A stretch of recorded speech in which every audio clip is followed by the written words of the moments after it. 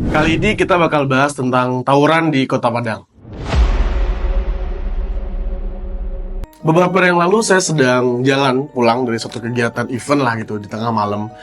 Tidak terlalu malam, sekitar jam 12-an, lampu jalan masih terang dan tidak terlalu sepi. Ada beberapa orang juga yang lalu lalang gitu. Nah, saya sampai di satu kondisi di mana ada sekelompok anak-anak remaja di pinggir jalan gitu ya. Saya yakin masih remaja karena nggak ada satupun yang udah kumisan di situ gitu. Mereka sedang berdiskusi, terlihat gelisah dan sedang berbicara dengan nada tinggi. Nanamu aku do, awak harus ngompo, awak harus lawan. Kira-kira seperti itulah nada-nada dan hal-hal yang mereka bicarakan. Nah, waktu itu saya cukup gelisah dan gemetar juga karena saya sendiri momen itu gitu. Saya mau putar arah. Ternyata di belakang ada sekelompok remaja yang berbeda dengan kondisi yang sama. Nah, sepertinya ini adalah lawan tawuran mereka gitu. Akhirnya kebingungan, waduh saya gelisah sekali, saya nggak tahu mau ngapain waktu itu. Ya, akhirnya saya pasrah dan akhirnya berusaha untuk melewati. Jadi mereka tidak terlalu di tengah jalan, di pinggir jalan gitu, tapi rame sekali. Saya berusaha untuk lewat dengan memasrahkan diri. Dan alhamdulillahnya saya tidak diapa-apakan dan saya lewat. Saya merasa ini satu keberuntungan pada malam hari itu gitu. Nah, yang saya pikirkan adalah apakah keberuntungan ini akan datang untuk kedua kalinya? Bagaimana di posisi saya itu adalah seorang perempuan? Bagaimana di posisi saya itu adalah ibu hamil yang sedang perjalanan ke rumah sakit? Bagaimana orang tua yang baru pulang kerja mencari nafkah? Sebenarnya Kota Padang belum termasuk kota yang parah ya dalam tawuran gitu ya. Dibandingkan dengan beberapa kota lain di Indonesia yang sangat-sangat luar biasa intensi tawurannya gitu.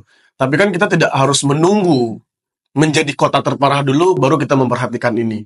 Dan menurut saya ini adalah satu isu yang harus segera kita selesaikan bersama karena tawuran itu bukan cuma merugikan pihak yang tawuran saja, tapi juga merugikan pihak-pihak yang ada di sekitar tersebut, keamanan di lokasi tersebut gitu. Nah, berbicara tentang penyebab tawuran, memang banyak motif yang terjadi gitu.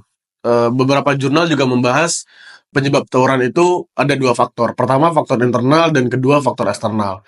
Faktor internal itu sendiri seperti mereka belum mengenal diri mereka, pengenalan diri yang rendah, keinginan eksistensi yang tinggi, dan kurangnya nilai-nilai agama. Nah, faktor eksternal itu seperti ajakan senior, ya motif solidaritas, serta lingkungan yang mempengaruhi mereka untuk harus terjun ke sana gitu. Bahkan ada juga motif yang tekanan senior, ajakan alumni dan sebagainya. Dan motif ini macam-macam tergantung dengan konteks yang terjadi pada hari itu. Masalah tawuran ini masalah yang cukup serius karena mereka terdiri dari anak-anak muda, remaja yang tentunya ini menjadi stok kita di masa depan. Mereka lah yang akan mengisi ruang-ruang sosial masyarakat kita. Ketika masa muda mereka diisi dengan tawuran, ya tentu efeknya ada terhadap masa depan dan peran-peran mereka di tengah sosial masyarakat itu sendiri gitu. Nah, untuk menyelesaikan permasalahan ini, itu tidak bisa satu stakeholder aja. Perlu kerjasama semua stakeholder ya, kepolisian dengan melakukan kegiatan pencegahan, pengawasan, dan ajakan untuk tidak melaksanakan tawuran. Ya, yang kita ketahui sebenarnya kegiatannya sudah dilakukan gitu ya. Polda juga sering melakukan ajakan gitu. Nah, pemerintah juga mengisi ruang-ruang kota dengan kegiatan-kegiatan kreatif yang itu mengajak anak-anak muda itu sendiri. Begitu juga dengan sekolah dan orang tua yang mengontrol kegiatan anak-anak remaja. Saya rasa ini cukup efektif untuk mengurangi kegiatan-kegiatan tawuran yang terjadi di Kota Padang. Nah, menurut saya ini semua harus diselenggarakan secara sesama. Ini tidak bisa satu stakeholder saja. Ini butuh kerjasama semua pihak, termasuk organisasi-organisasi kepemudaan, organisasi-organisasi kemahasiswaan.